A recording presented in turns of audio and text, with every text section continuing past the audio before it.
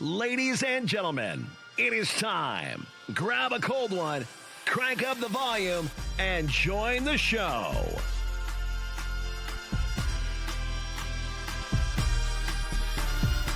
Welcome to NBNR Live.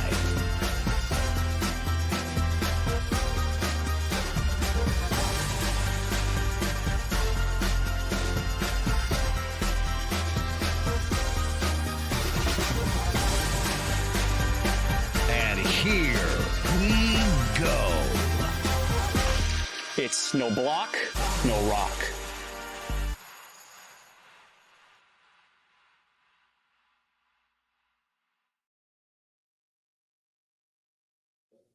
There it is. There it is. There it is. There it is. Go Big Red indeed. No block, no rock. Episode 228 coming at you from the NBNR studio in Omaha, Nebraska. 68128. Fellas, let's go around real quick. Talk about our sponsor, Nebraska Brewing Company. I got myself a Cardinal Pale Ale. Oh. You know, again, I look in the fridge trying to find the lemon one. Squeeze the day. Squeeze the day. Mm-hmm. It's not there yet. I said, It's not there yet. It's okay. I'm not mad. It's okay. I'll take the Cardinal Pale Ale.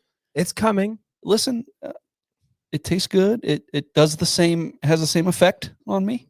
Whatever. Makes the opinions a little sharper, a little more intelligent. Yep. Or sloppier. I don't know. Yeah. We're going to find out in a few minutes here. Connor, what you got? I am drinking the Ale Storm, beer that Nebraska Brewing Company makes in partnership with the Omaha Storm Chasers, the AAA affiliate of the Kansas City Royals. Chasers looking all right. Mm-hmm. Royals Looking better. Fine. looking better. They're about 500 right now. Yeah. Yeah. I mean, that's great. They're on a tear right now. They really are. They set a franchise record for solo home runs yesterday. I mean, 7 home runs. I'll tell you, the one thing the Chasers need to do, except for like the fans at Chaser games, drink some Ale Storm.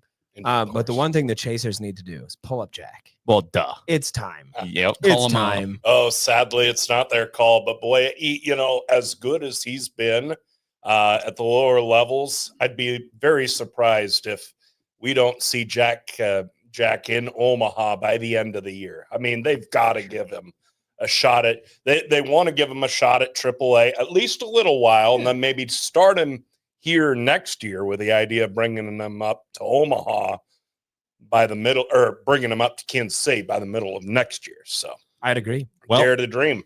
I mean, they are working him out in the outfield, which would be ideal because if you've seen the corner outfielders for the Royals, Pretty sad. it's not Pretty good. sad. It's really, really bad. Let's be a Royals pod for a second. Okay. Yes.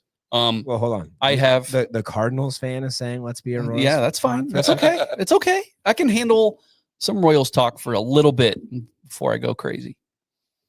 I have flashbacks to Alex Gordon. When he got called up by the Royals, he struggled. A lot of people thought he was a bust, you know? So I'm just saying, exercise caution. Take your time. Just take your time. Baseball is a tough sport. It is a game of failure. Just be cool. Okay? But yes, call up Jack. Do it. Yeah. Just do it. Please. Partly because I'm a Cardinals fan. I want to see Jack in the MLB anyway. So call him up. Do it quick. Hurry up. Chop, chop. But when Alex got called up to the Royals, think of what that roster was. I mean, it was bad. Yeah. It was Mike Sweeney with half a functioning spine, and that's about it. And so there was nothing around him. I mean, it was Mankiewicz and Graffinino. It's terrible. Whereas right now you've got Bobby Witt, Michael Massey. Pasquantino's had a down year, but he's produced at the major league level. You still have Salvador Perez and then a great pitching staff. So there are pieces there to take the load off. Whereas, Alex Gordon was the savior day one and needed to be the savior day one. And all that pressure, it hit him like a ton of bricks and would be a lot for anybody to undertake. Not to mention, he came in playing third base, being compared to George Brett. Yes. I mean, he had all those expectations. Oh, yes. And then once they made that move to the outfield, things just seemed to click for him, which was awesome because Gordo's my favorite player ever. So I loved it. Yeah. Mike, I see you've got a beer over there, and I think you've got a sponsor to talk about. I do. Yeah. Let me hit this real quick. I'm also drinking the Ale Storm. I went to a Storm Chasers game on Friday night. It was Princess and Pirates night. I took my little girls there, and they met 2 princesses and a pirate. So were you the princess or the pirate? What'd you dress up as? I dressed up as a dad. So that's fair. that is what I dressed up as. The Chasers got their ass kicked. I did enjoy a Ailstorm. I was there. There you go. Nice. And then we watched fireworks. So shout out to the Storm Chasers. But another sponsor we have real quick, Draft Top. If you like craft beer or just drinking beer in general, this thing is awesome. It takes the top right off your beer. Let me show you. Just do a little twisty twist. Give her that Twist. spin, Mike. Twist. Don't squeeze It's too a little hard. messy. I'm Twist. really bad at the whole squeezing part. And the twist. Yep. And bada bing, look at bada boom. Tops off. Great. Tops off. Drinky. Smooth top. Yeah. It's nice. Yeah. It doesn't, no hard edges. It's not going to cut your lip. It's awesome. So, there is an affiliate link scrolling on the bottom of our episode right now. We'll also put it in the episode description. But yeah, if you want to support the podcast, go pick up one of these. They're like $10 and we get all the proceeds. So it's awesome. Mike right now on the pod is telling you, take your tops off.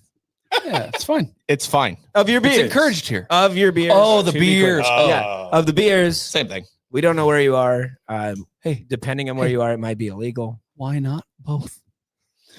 Hey, let's throw it over to our special guest. Why don't we? Nate Rohr, you have been the play-by-play guy for Husker softball for 20 friggin' years. How about that? Almost as long as frickin' Ravel's been there.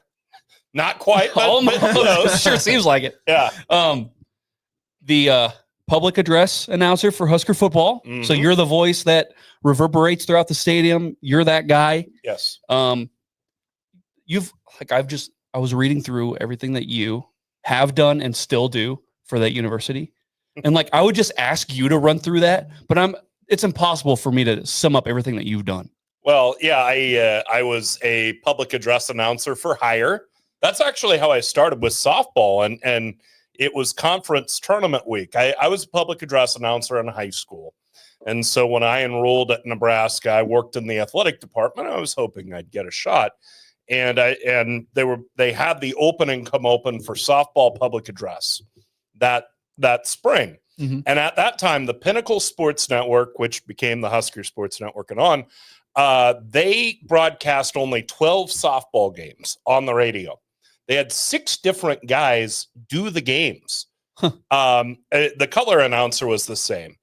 But it came time for the Big 12 tournament that year. None of those 6 guys either could or would take the week off to go down to Oklahoma City to do the Big 12 tournament. And so they asked me. I had worked in radio. I had done some play-by-play practice. I'd seen the team all year. Mm-hmm. Hey, would you go down? I said, yeah, sure. Went down, went well, been with them ever since. I've done some public address with soccer, swimming, the gymnastics teams, filled in on baseball. I've never done a Nebraska volleyball match. I've done the off match in the Emeritus Classic. Okay. Men's hoops, women's hoops, worked for the radio network, for the Husker Sports Network full-time for a time. I'm now just contract with them. Okay. Worked in the athletic department in the sports information office while I was in school. That's led to everything else. And now back to doing play-by-play on softball and public address on football. And of course, I'm on in the mornings on KLIN. So down in Lincoln. So I stay busy. If there's a mic and a ball game going on, we were talking about the Storm Chasers. I've done some PA for them. I want to be there. And so happy to be with you guys and happy to have been with Husker Athletics as long as I've been. Likewise. Suffice it to say, man of many hats might be an understatement for you. A little bit. Yeah. I mean, I've done high school play-by-play. I've done some public address for the Mavericks for UNO. Gave that up this year. But yeah, just anytime I could find a mic and have time to broadcast a game, I want to do it.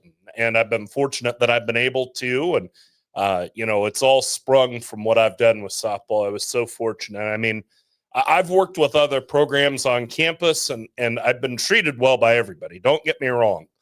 But I was the 19-year-old public address announcer walking in before the first home game in March of 2004. And Rhonda Revelle immediately cared about me, cared about the job I was doing. Was I settled in? Was I ready to go? She made me feel like a part of the program day one, and that hasn't stopped. And she continues, I've been spoiled with working with her and having been with Nebraska softball this whole time. I mean, it couldn't work with better people. And then the teams are generally good. So, I mean, what more could you want? You could probably say you like to hear the roar, right? Yes, I do. Yeah. Yes, I do. Like, We had to at some point, right? I mean, hey, there are tons of guys in this business who have changed their last name. I would never think of it. It's a perfect last name. Yes, it works. Especially at Memorial Stadium, right? Yes. Do you have Hear the Roar trademarked yet? I do not.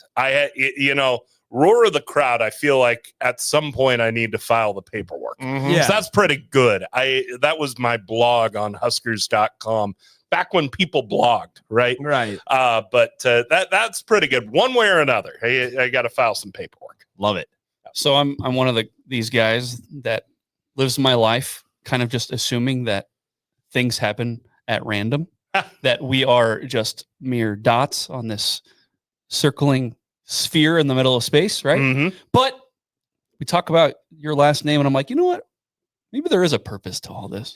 Yeah. You know what? Maybe we are just born to do something. I'm glad to verify your the reason to go on in this universe. I mean, I only started as a public. I always wanted to be a sportscaster. Right when I was 7 years old, I figured out, hey, they pay you to go into the games and talk sports. Sign me up. But I started because in high school, they asked a kid, a senior fine arts kid, hey, do you want a public address announce Beatrice High School basketball? And he said yes initially.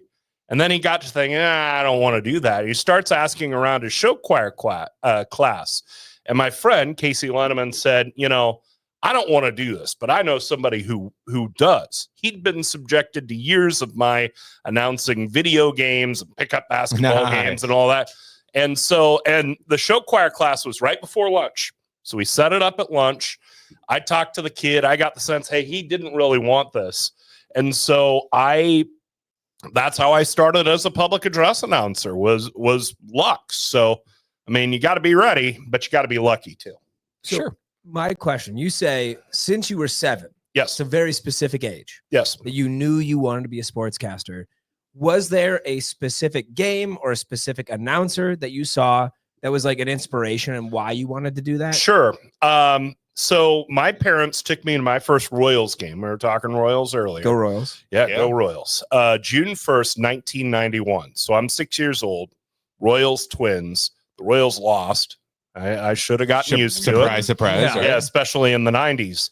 But that's when the bug bit for sports. And it started with baseball.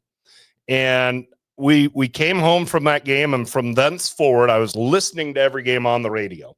And the Royals were very rarely on television then, locally or otherwise. So if you wanted to follow them, you're listening to Denny Matthews and Fred White. And that was also the time when, Nebraska football would get 5 games on TV a year out of 12, but you still listen to Kent Pavelka and Gary Saddlemeyer. So it was really those two crews that got me going. But, when I was 6, I was like, oh, I want to play. I want to be a player. And it came up one day, and I think we were driving around, and somebody asked me, what do you want to be when you grow up? And I said, I want to be a major league ball player. And it was when I was 7 years old. It was the next year.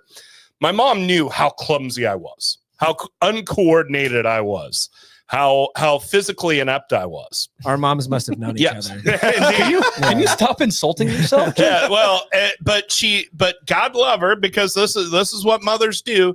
She says, you do pretty well in English. Why not be a sports writer or a broadcaster? And the light went on. Wait a sec.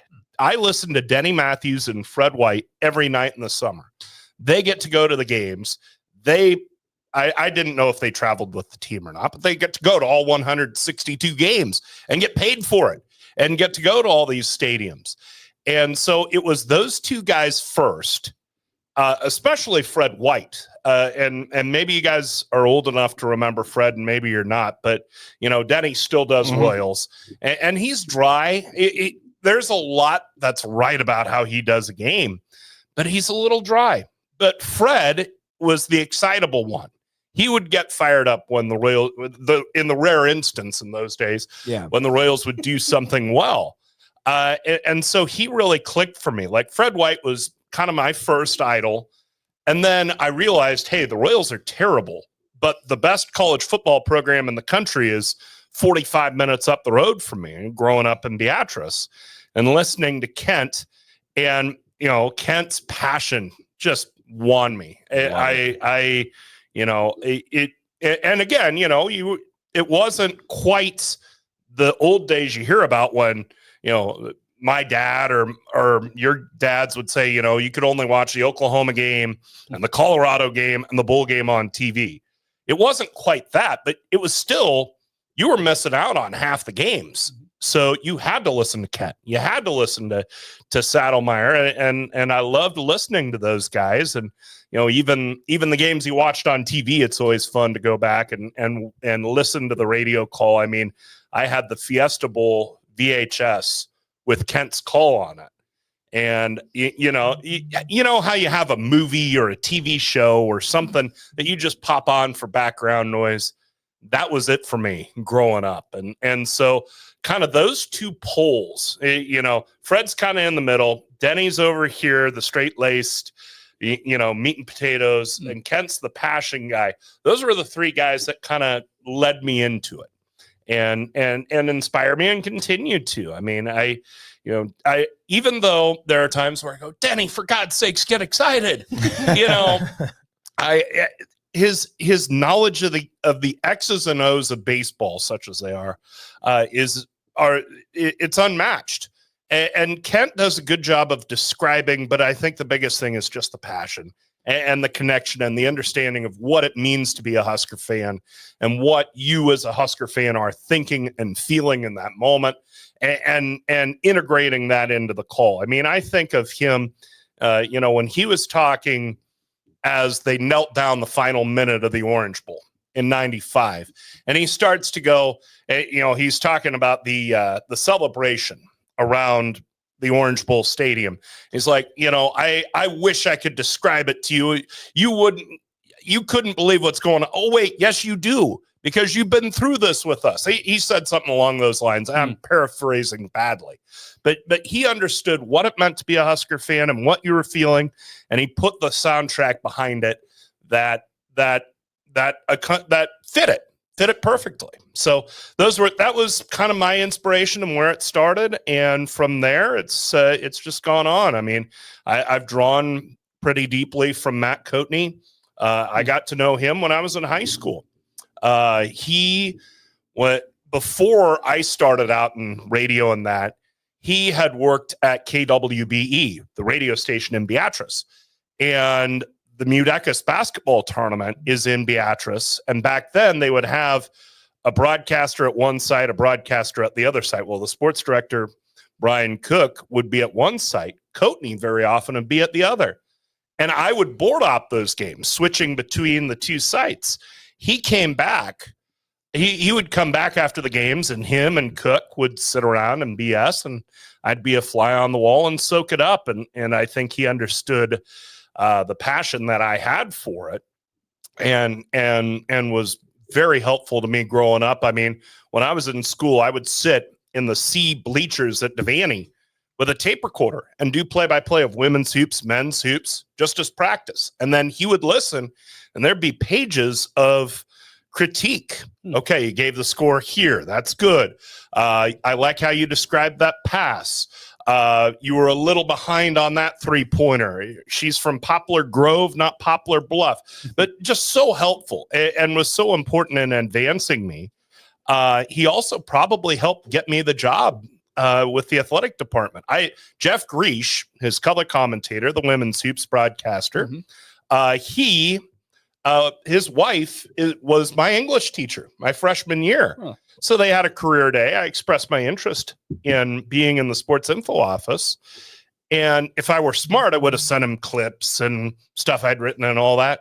I lost contact with him, except I got on Coatney's radar, and Coatney said, "Hey, I ran into this kid in Beatrice," and Grease said, "Well, yeah, Emily taught him," and so I got back on. That's how the job came up. So, but yeah, those guys were big influences, and of course, Greg Sharp, getting the chance to work with him on a daily basis, and I mean, we were daily colleagues for 6 or 7 years. That was helpful and useful too. Just the way he could serve fans, and that was the big thing. Make sure the fans understand the game, get the game, can take in the game, don't drown them in stuff. Call the game, call it straightforward.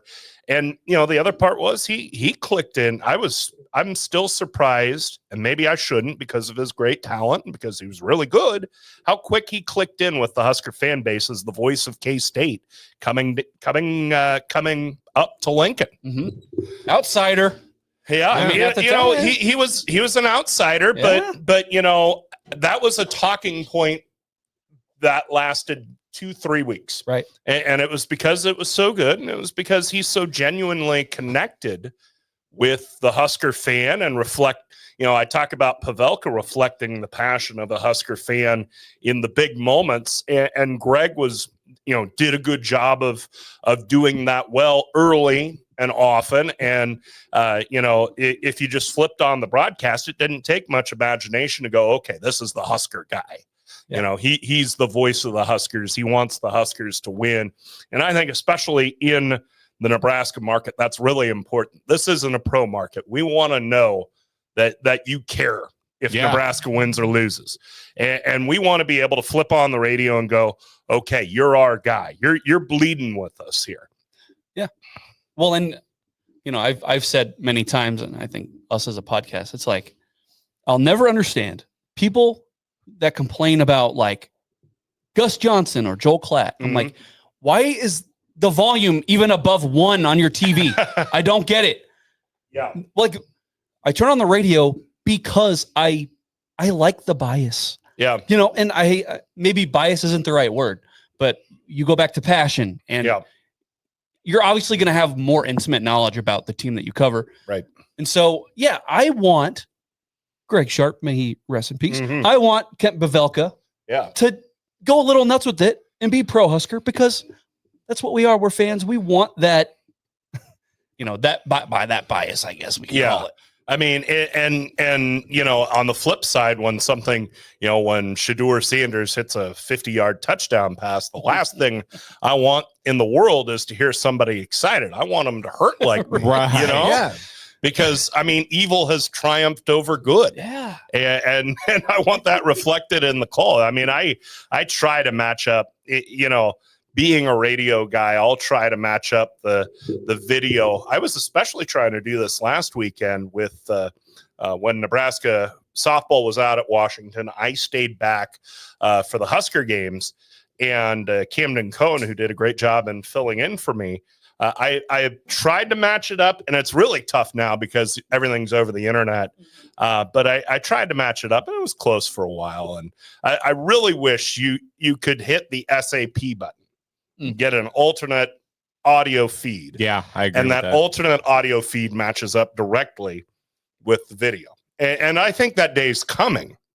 And that option exists on like MLB TV. Sure. Where you can be watching the San Francisco Giants telecast, but you can flip on the Dodgers radio or whatever you want. So I'm hopeful that day comes where where that gets synced up again. I need to stop hitting this mic. You're not the first. I like flapping my arms here. But you're passionate. That's I care about this stuff. I mean, that's why I've done it for 20 years. Freaking A. Yeah. Okay. Getting into some recent news. Mm-hmm. One name that you will not be announcing at Memorial this year, Sharrone Moore. That's one name you're probably not going to be Oopsies. saying.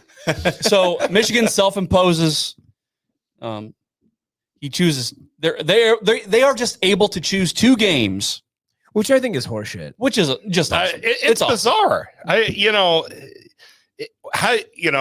Did when you guys messed up, and I'm sure you were all great kids, if you were going to be grounded for 2 weeks, did you get to pick the 2 weeks?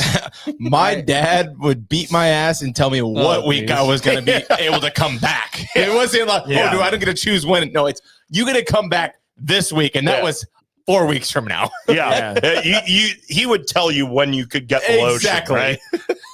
Well, hey, is the NCAA your dad? Obviously not. Obviously not. Yeah. No, the Toothless. I I got nothing. Well, and only 2 games for the role in the sign stealing scandal. I mean, the NCAA has played this with such velvet gloves the entire time. Yeah. I mean, there's never been any talk of stripping their national championship, and I don't know how effective that would be, and I'm not always in favor of that anyway. But boy, the punishments they have brought out on Michigan. I mean, Jim Harbaugh already left. He's gone. Burger Gate got more punishment than freaking the largest sign stealing scandal in college football history. Largest caught sign stealing scandal. Okay, Caught. I mean, but that's really the only part that matters is the fact that they got caught. Yeah. Well, here's where I'm just like, this was self-imposed. Yeah.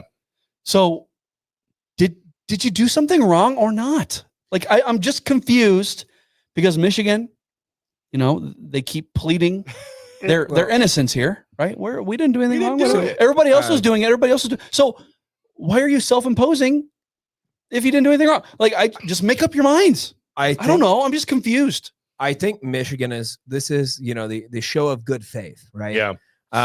Because I don't know if you guys saw, the president of the University of Michigan has now accepted a job taking a massive pay cut at a less prestigious university. That's community college. That's a sign. Yeah. But we talked a little bit before the episode started about my conspiracy Connor segment of the week. Here we go. Yeah, I know you guys already heard it, but I want them all to hear it too, and I want the comments to tell me how dumb I am. Is that Nebraska is actually the second game of that 2-game self-imposed suspension. And I think because, again, Michigan's roster is not what it has been historically, at least not what we've seen the last couple of years. Right. Maybe they're putting that second game on Nebraska. It's like, it's at Nebraska, which, I mean, even when Michigan was really on the up, was it 2017? Or was it 2017? What are you referring to? Well, it was a close win for Michigan at Nebraska. Or was it 19? 19. Was it Yeah, 19? that was 19. Yeah, it was 19. I'm colorblind. Yeah. But so even when they were really on the up, like they were playing well that year, and they barely eked it out. And maybe they see this Nebraska roster that's looking a little bit better. They say, we're probably going to lose that Nebraska game anyway. Maybe we just take Sherrone out for that game. And, get an easy out. We're not going to win that. That's the conspiracy side of it. I will say the other part of, you mentioned, the stripping of a national title. Yeah. I don't agree with that. I don't think they should be stripped of that national title, only because I think when they won it, they were far and alone the best team on the field in any game we saw. I think they just were. JJ McCarthy was JJ. Can I flip that on its head really fast? Yeah, do it. Flip it. What's your take on the Astros signs or pitch stealing scandal that they had? Were they the best team in baseball with an advantage with train hitters that know what pitch is coming and when it's coming versus in Michigan, knowing what plays they're running, etc. I would give you my explanation would be that the scandals are a little bit different because obviously they're different sports. I do think the Astros were arguably the most talented team out there, but I think stealing pitches in baseball is a much larger advantage than it is stealing signs in football. It's the hardest thing in the world to hit a baseball. So when I'm stealing pitch signs, I'm stealing, I'm taking essentially let's say, we're doing it 100% efficiently. I'm taking one guy out of the game. In football, I take one guy out of the game. I've still got 10 more on that field that I don't know what they're going to do. They might, throw some audibles in there. Like, But the play. You know where it's coming. You know where it's coming. Like you know where it's going. Like, I think it's a bit harder to have that kind of success in baseball. And I would tell you that the Astros were the most successful, or the most talented team in baseball that year. And baseball's a game of cheating. Jared, earlier you called it a game of failure. It is. I think historically baseball's a game of cheating. Sure. I love Mark McGwire. Yeah. Love him. Dude. Love Sammy. Sure you do. I brought the game back from honestly, the dead. I have a very hard point on put the steroid era guys in the Hall of Fame. They did it. Steroids don't make you hit a ball better. They make you hit it farther. Sure. You still got to be able to hit. So whether you know the call or not from a pitcher doesn't make you hit the ball. You know what's coming, but if you know it's coming, though, with the best hitters in the world, I think it helps. I think it's different. It helps, but I think the football sign stealing it was created a greater advantage for Michigan. Because look, you could know 100's coming down the pipe. You're still going to have trouble hitting it. But if you know it's a 32 ISO over the right side, the odds are really, really good you're going to stop that play for 1 yard, right? Sure. And you can run a run blitz right into it or whatever. And you said that you weren't in favor of stripping the national title. I'm not either. But there are other punishments there somewhere. I agree. And whether it's just nuking that entire coaching staff, limiting scholarships, limiting practice time, eliminating spring ball.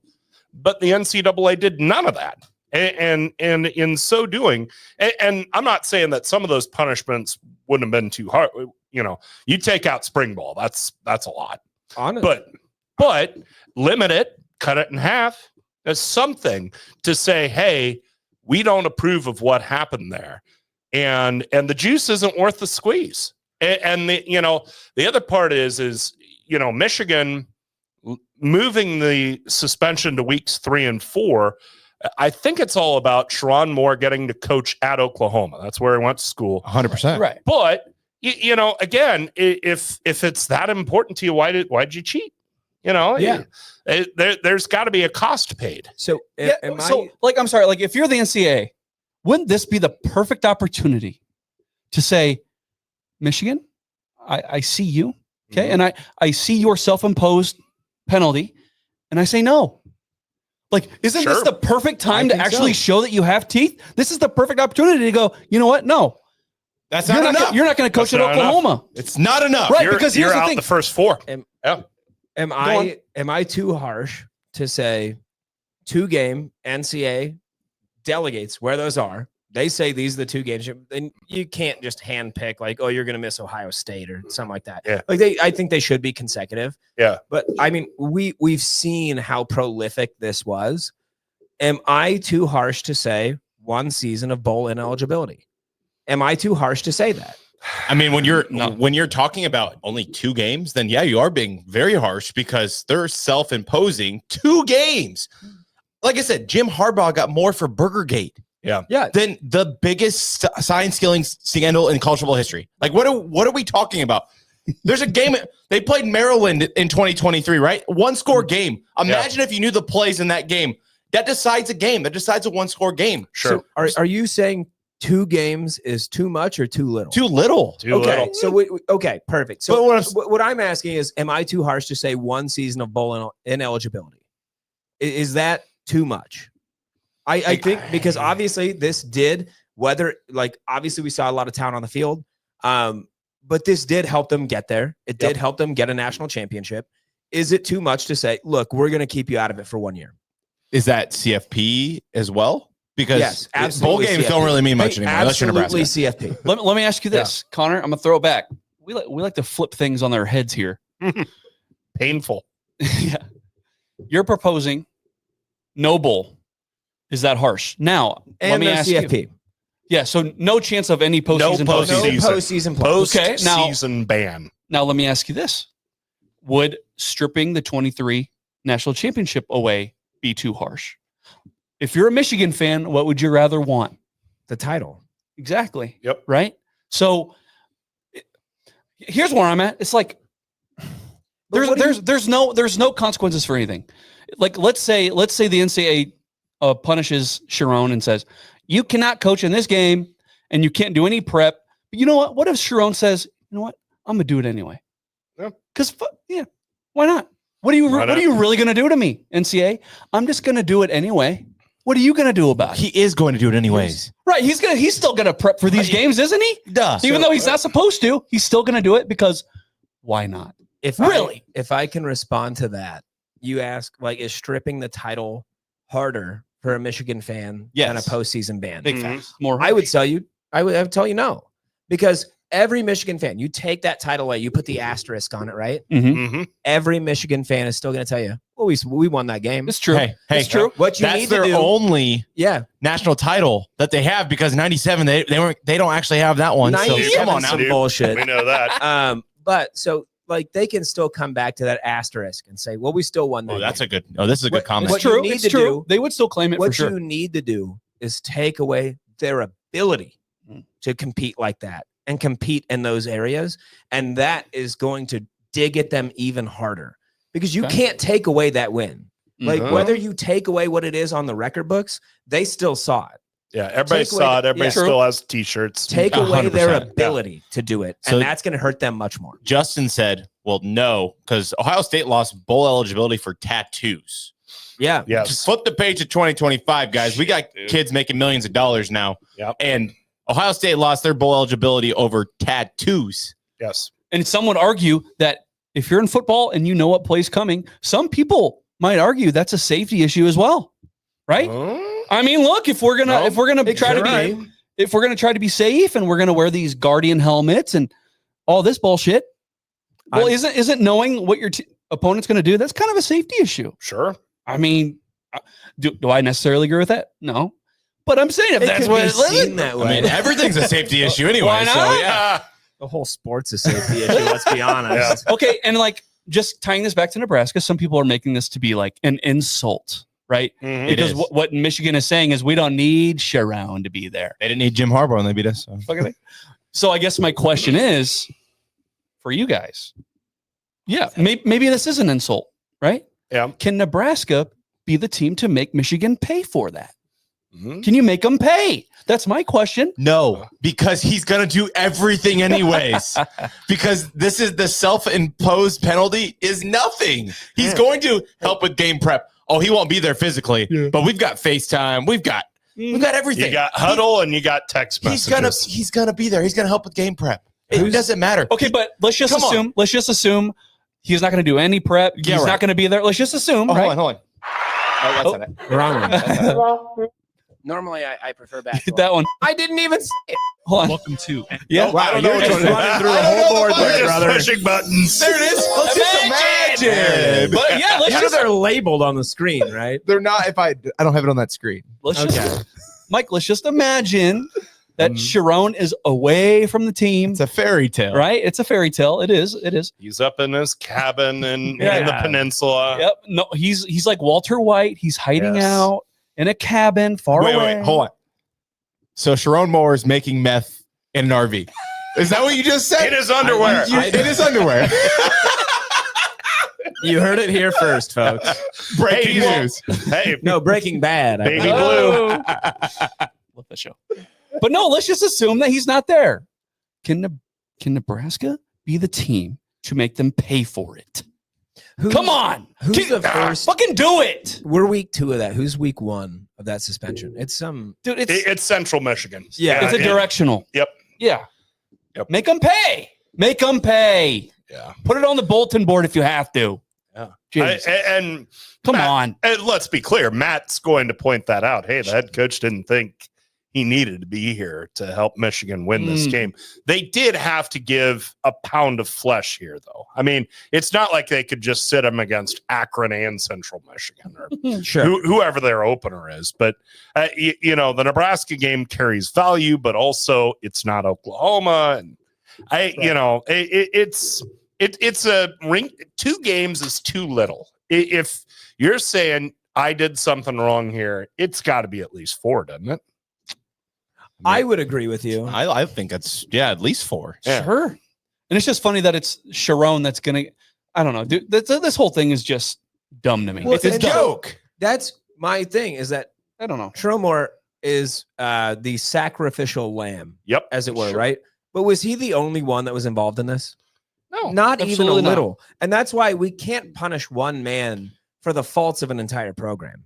We have to punish the program. What are you talking about? Jim Harbaugh just said, "See ya." Yeah. Yeah. We have to punish the entire program. We have to punish the University of Michigan 1 season of postseason ban.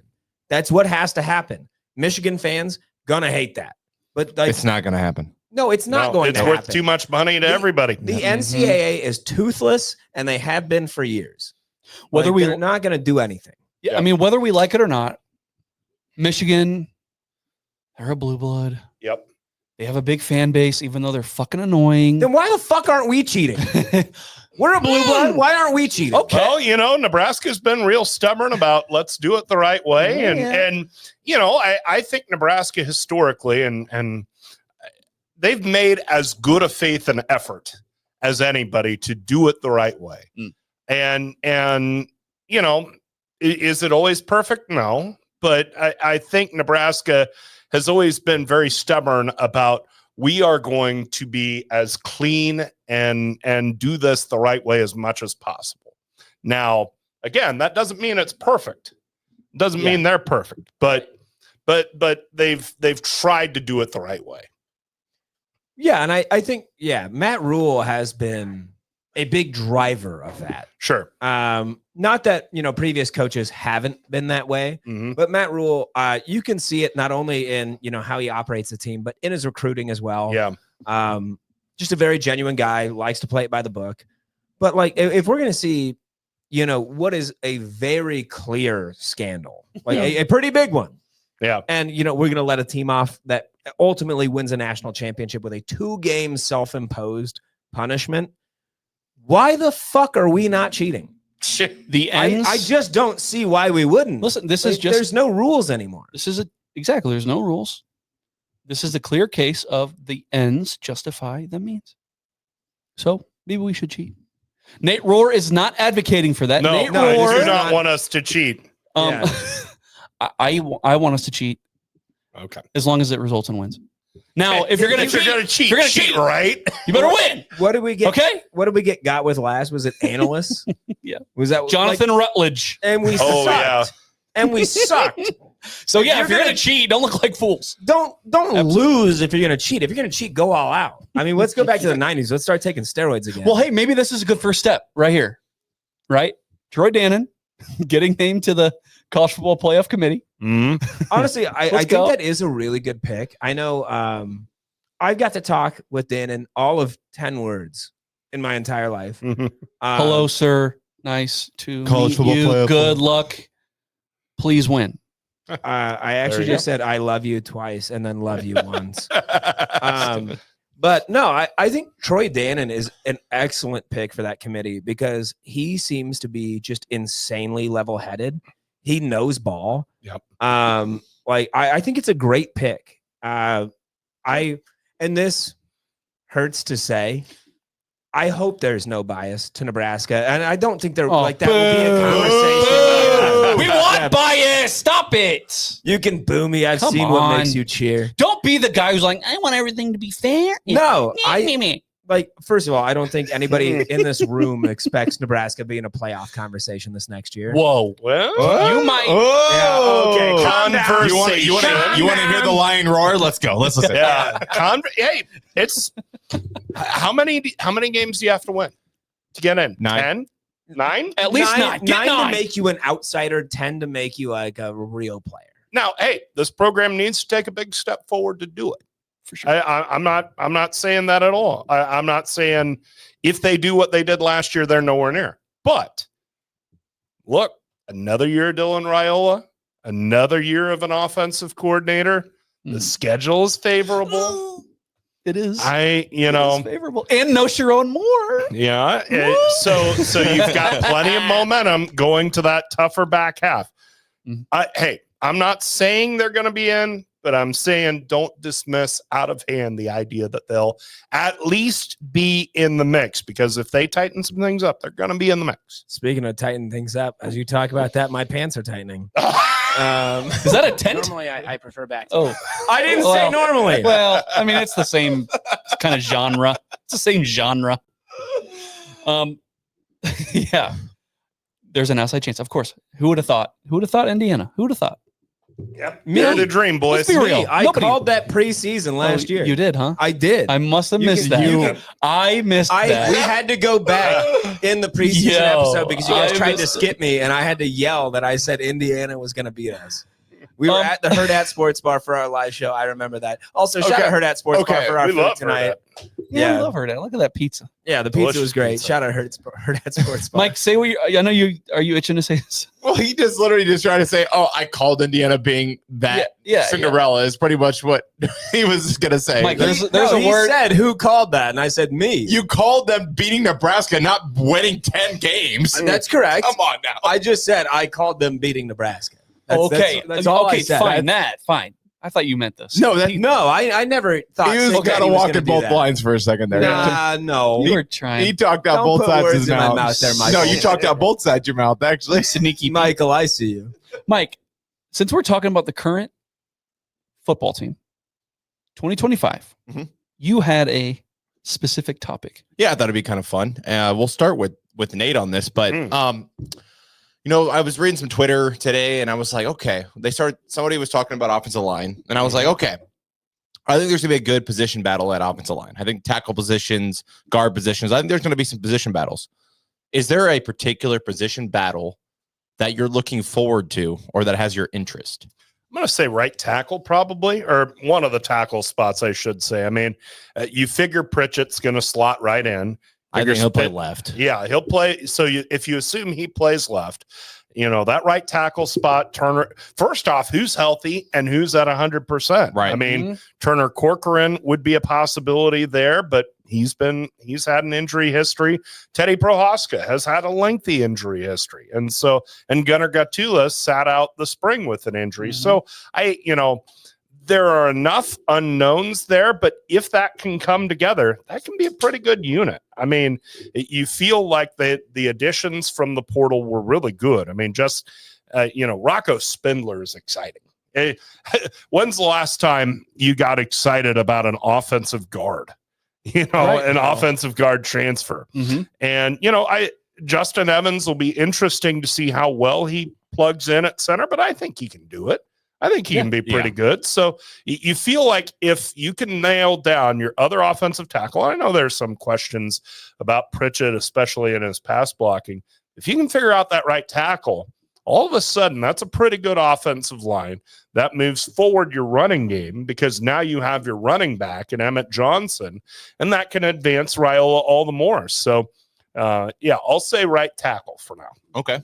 Jared, any position group that you are excited to see? Well, just going back to offensive line for a little bit, I feel like this is maybe last year a little bit too. It just feels like it's in a good place. In years past, you would have injuries galore, and you'd have like freshmen playing, and it would just be not ideal. And I think maybe COVID, as long ago as it was, I mean, it was a long time ago, whether you believe it or not. It's kind of hard to believe. Tough to believe. But we still like talk about it. There's still like remnants of it. And I think maybe this is an example of that kind of lingering, because you have older guys like freaking, how old is Turner Corcoran? That dude has a 401k. My Lord. Come on now. You know what I mean? And so you have a lot of older dudes there. Feel pretty good about the O-line. Yeah. Feel pretty good. I love the linebackers. I love that second level. But I think for the purpose of this discussion, where you're talking about position battles, it's probably the least sexiest, but I still think the defensive back room, there's still so many dudes. I think you've upgraded your coach there, right? There's been an upgrade. I mean, he's been a DC. Yeah. So On paper, it's been an upgrade. Gosh, but is that an insult to John Butler too? I don't know. I don't know. Gosh. Because he got promoted. So So I just think that position, dude, there's so many guys back there. I'm still kind of who emerges, I don't know. There's so many not dudes. A Tommy Hill. Yeah, there's a lot of cooks. Yeah. I think too many cooks. CR Wright is your lead dog. He's your lead dog for sure. Probably. And hopefully he can be your killer.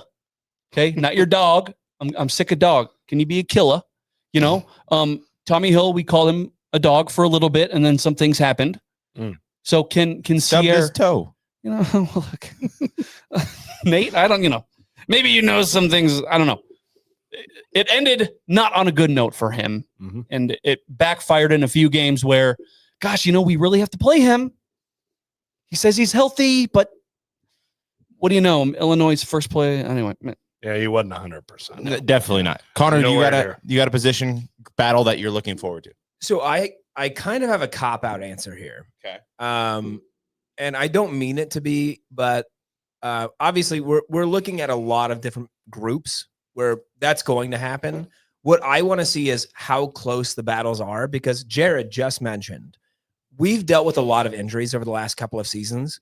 And if we've got close battles and a lot of these positions, groups, units, whatever, that's going to put me more at ease to know that we're not sticking in a freshman that's just not ready for the lights. So position wise, I'm not particularly concerned with any single one. I just want to see how close can we have that competition and across the team, because if we're close between those 1s and 2s, and God, if we get close between the 2s and 3s, I think that's a huge improvement for what we've seen over the last, I would say, 4 years. Okay. So it's less about the singular unit and, you know, the level of talent across the board. But I guess the question is, how realistic in this era of college football, when if you're not starting and if you're not in the rotation, you're probably going to go somewhere that you will. Is it realistic to expect much from your 3s? Jeez, I need it. From your 3s, maybe not. But I think one thing that Matt Rule specifically has done to help this Nebraska program is develop this culture of, we're here to be Huskers. We're here to do our jobs. And that's why, like, when you compare ourselves, you can't compare yourselves to the pinnacle, right? Right. You know, Michigan's, Alabama's, Ohio State's, whatever.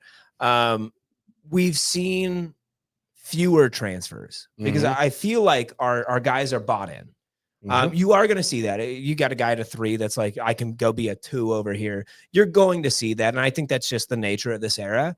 Yeah. But I think Nebraska has done a really good job about getting player buy-in. Yeah. And I think, while maybe not unique, we are in the minority with having that. Yeah, where we're on the good end of the spectrum, where a 3 goes, okay, there's a place for me in this program, and if I keep working, I can become better, rather than, say, going to a slightly lesser program and starting right now.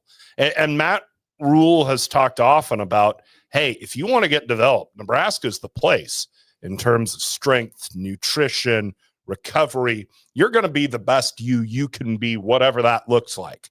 So unless you're a square peg in a round hole schematically, you know, Jack McAllister, for instance, the punter, is the easiest example. But you know, if you stay at Nebraska, you'll get your best chance to be good. And so unless you are, I just knocked myself loose here. I don't know. I can still hear. I think you're good. Okay. Yeah, maybe, good. Maybe it was my headphones. Sorry. But if you stay, you will develop. I know I'm kind of arguing against myself here, but I like it because you're arguing with me. Yeah. If you are a guy and you're like 3rd on the depth chart at Nebraska and you want to leave, like, I get it, right? I get it. 100%. Yeah. But dude, I'm sorry.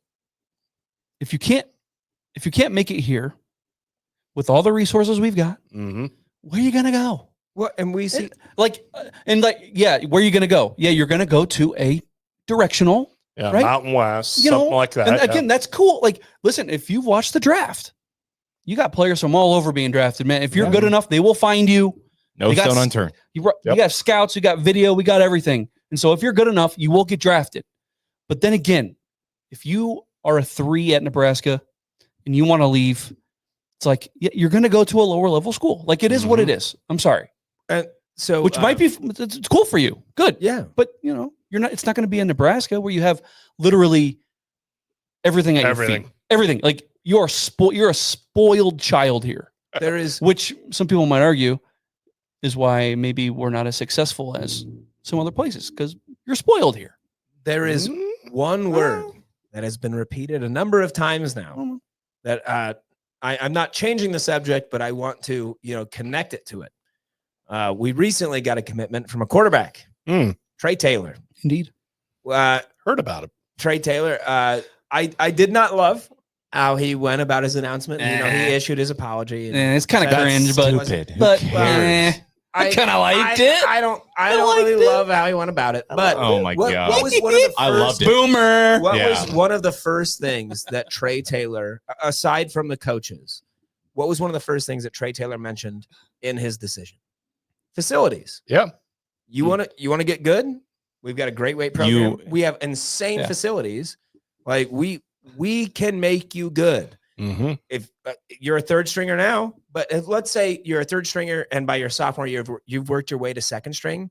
At Nebraska, historically, first stringers ain't making it the full season.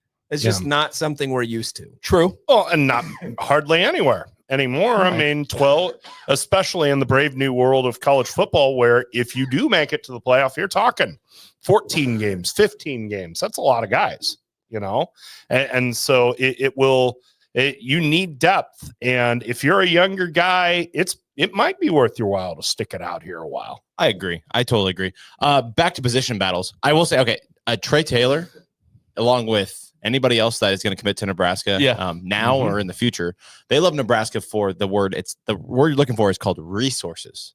And that could be monetarily, that could be the facilities, that could be the fan base. The word you're looking for is resources. Money. I sat through that big red dinner thing in Lincoln at the St. Michael's, and all those transfer guys came in, and every single one of them used the word resources. That means Nebraska can take care of you financially, and they can also develop you with everything else they've got. My position battle, and it's very easy. You guys all missed it. Kicker. We just brought in another one. So we've got 3 kickers. So that means obviously we can be 3 times better, right? Absolutely. That it's mathematics certitude, but it is interesting that they bring in a kick. I mean, John Hull was not involved in the Husker games. Right. I don't know how much he did this spring. Alvano's still working his way back, but you bring in an experienced guy. So is Mike Eckler seeing something that he doesn't like from Alvano and Hull to where he goes, I need another option here. Right. But even the guy he brought in, if you look statistically, like he made less field goals than John Hull did last year. So I don't know. I just thought that was interesting. That is a position battle that I'm excited because you talk about 1-score losses and 1-score games. No, don't. It's the little things, guys. It's making PATs, not getting them blocked, and handling snaps, etc. Right? Yep. Tell you what, like the fact that we have Eckler now, and Eckler got rid of a punter. He's brought in a kicker. It's like I feel we all trust Mike Eckler's what he does as a job. Mm-hmm. He's done a pretty good job of it, and so he brings in these new guys and. Got to trust him. Hey, Got to trust him. What's your time rating? Trusting Mike Eckler because we usually do our Timmer rating. This is a time rating. Time rating. I'm gonna give him the benefit of the doubt, right? Well, it's a 10 right now. It's a 10. It's an 11. Right now, has to be. I think as of right now, you have to. Yeah. It's one of those things where you're gonna get what you're gonna get, and we haven't seen anything out of Eckler yet, so it's got to start at a 10. Yeah. Yep. Has to. And he was successful at Tennessee. I mean, let's be clear about that he's not coming in here with a blank page of a resume here. Yeah. I mean, this guy can coach special teams, and Nebraska was really good at special teams even when he was here. So I feel good about where that phase is going. And, until proven otherwise, I think he's going to be a real positive impact. Okay. We're about to wrap this thing up. Mr. Rohr. But before we do, there's a very important event coming up for softball. Okay. Big Ten tournament. Yes. If you could just let us know, the day, the time, who they're playing, what seed they are. And Sure. And when should we start celebrating a Big Ten title? So Huskers are the number 3 seed. They play the first game on Thursday at 10 a.m. Got a first round bye. They'll take on Penn State or Iowa. Mm-hmm. Winner of that game will play the Huskers. Nebraska won 2 of 3 at Iowa earlier this year. Did not play Penn State this year, but 10 a.m. first pitch Thursday. And then the winner of that 10 a.m. game on Thursday will play Friday. Championship game Saturday. I think the draw is pretty favorable for Nebraska. You look at who UCLA has. They have Indiana and Washington, 2 pretty good teams. Even though UCLA is the 2, I think they got the tougher draw. So I'm hopeful that Nebraska can win a game there. From there, it's kind of just wait and see and ride it out. They're in regionals. Don't worry about that. You want to improve their standing as much as possible. I don't think they're going to be a 1 seed, but I can tell you whoever is the one in the regional that gets them is going to curse audibly when they see 2 seed Nebraska in their regional. Oh, wait. Yeah. I have to face Jordy Bahl. Yep. There it is right there. That's the key, because they can play anybody. They beat Tennessee earlier this year. Mhm. Very good team. You put Jordy Bahl in the circle, that's pretty much a guaranteed dub. Come on, let's be real. Not guaranteed, but boy, you got a chance. You got a chance. You got a chance. And you talk about Jordy Bahl. Mm-hmm. And this past weekend, they broke a record, first sellout at Bowling, yep. which is pretty cool. 3,000. Yeah. Talk a little bit about, just from your perspective, the Jordy Bahl effect. Local girl went to Oklahoma, got her accolades and came back home. How has that Jordy Bahl effect been, at least on you and the softball team in general? Well, it's changed the picture of this program. You look at Bowling Stadium, there are a bunch of bleachers down the third baseline that weren't there before Jordy signed up. That's part of it. The other thing that has really changed is after games on the road. The only player that I've covered that is in the same stratosphere as Jordy Bahl would be Taylor Edwards. Taylor Edwards is a really good player. He almost made the Olympic team the last time softball was in the Olympics and everything else. But when Nebraska finishes its games on the road, there are packs of people, 6 deep, waiting by the Nebraska bus for Jordy Bahl's autograph. I have never seen that for another softball player, whether it be for Nebraska or somebody else. She's one of, if not the face of the sport. And that comes from her time at Oklahoma. That comes from the player she is, the person she is. And this year at Nebraska's only raised her profile because, remember, at Oklahoma, she didn't hit. No. And not only is Jordy Bahl hitting, she's one of the best 5 hitters in the Big Ten Conference. And, Jordy Bahl's also one of the 3 best pitchers in the Big Ten Conference. So you're getting to see the full range of her game and just what she can do in every aspect. And it's different. It's very much, this player is one of the best players in the country. She has a national team future if she wants it. She has a professional future if she wants it. I assume she does. But just the scale and the draw, it's even beyond, hey, she's going to be a pro softball player, because we've had that. We had Kiki Stokes. We had MJ Knighton. This is one of the faces of the sport that really that people gravitate toward, whether they're Husker fans or not. You covered a special team in 2013. Mm-hmm. What do you think about 2025? Where do they? Look, 38-12. Yes, very good team. Yeah. 3 seed in the Big Ten, which nothing to scoff at. No, but you look back at the 2013 team, they won 50 games, went to the College World Series. Where does this team stack in your mind compared to that team? Boy, it's so tough for me because I'm a little dubious about the level of the Big Ten, and specifically the Big Ten teams that they were playing. Even Northwestern, who is playing really well right now, they went out there and swept them.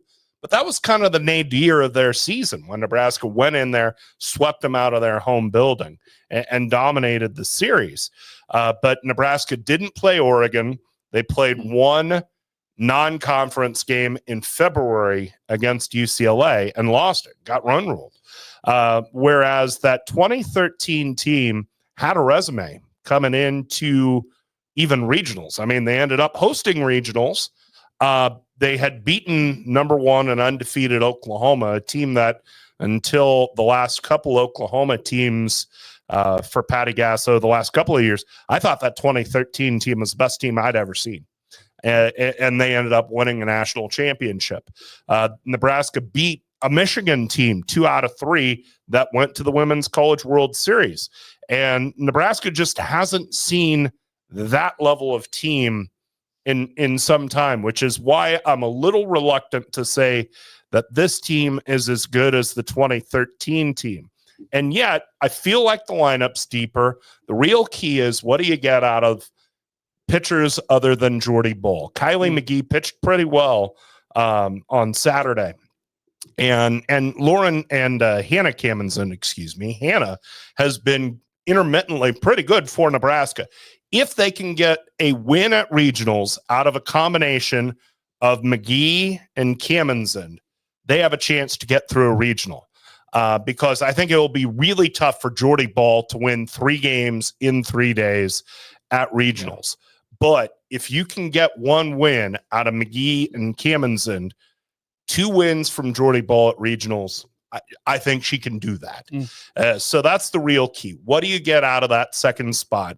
And it's kind of come and gone this year, but that 2013 team, I mean, Tatum Edwards was an All-American, and then Emily Lockman pitched very well in her freshman year. She actually got that win against Oklahoma. She won Game 3 of the Super Regional against Oregon. And that Oregon team was the Pac-12 champ. So I would say this team's still a cut below that 2013 team, but there are reasons to believe they can play up a little bit. And there are reasons to believe they can prove me wrong. And if they get good secondary pitching, they can get through a regional, and then you have a chance to win a super regional based on matchup. Yep. Anything else, guys? No, that was an amazing. I don't know. That was great. Yeah. Freaking A. Well, there you Thank go. you for that, Nate. Hey, glad to do it. Thanks for having me. Thanks for the beer and pizza. And I'm very easily bought. Beer and pizza usually works. So, hey, go follow him on Twitter. Rohr of the Crowd. yes. ROHR. ROHR, the crowd. Beautiful. I mean, Oh, yes. come on. What more do you want? Join us 10 a.m. From West Lafayette, the Huskers against either Penn State or Iowa. Come on, you hate either school. Doesn't Absolutely. matter how much of a softball fan you are. And hop on board. This is going to be a fun postseason, I think.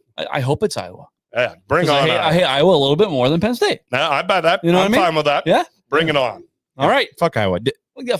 I mean, Iowa's already dipping out of games in baseball. Oh, so boy. We saw so We screw saw Iowa. it. Wimpy. I was going to ask Nate Rohr to say that. F Iowa, but I don't think he can. No, We got to be careful here. Was it? Not for public consumption. Yeah. Not to say that it hasn't been uttered in other situations. I mean, Kirk Ferentz complained about me, for God's sakes. So That's kind of a compliment, though. yeah, right? exactly. I mean, I got Kirk Ferentz knows who you are. What's up, Kirk? Yeah. What up, Kirk? He's Bring it, old man. He's a big listener. So Oh yeah, Yeah. Kirk's listening right now. Hey, He's in the live chat at this moment. yes. Suck it, Kirk. All right. NBNRpodcast.com. All of the social media platforms that we are on, it's literally the same handle to make it easy for you. Mike, how many we got? we got 100 people in here. All right. Go follow us. Come on, we need it. Come on. I like You're yours. so I like annoying. yours. I like yours. It's so funny. All right. I'm one of your hosts, Jared Hall. Connor Cavalic. Mike Delaware. Nate Rohr. Listen, as always, beat either Penn State or Iowa, but hopefully Iowa I like it. because I like it. Go Beat Big Creighton tomorrow. Yeah. Yes. Baseball, get over 500 Yes. and GBR.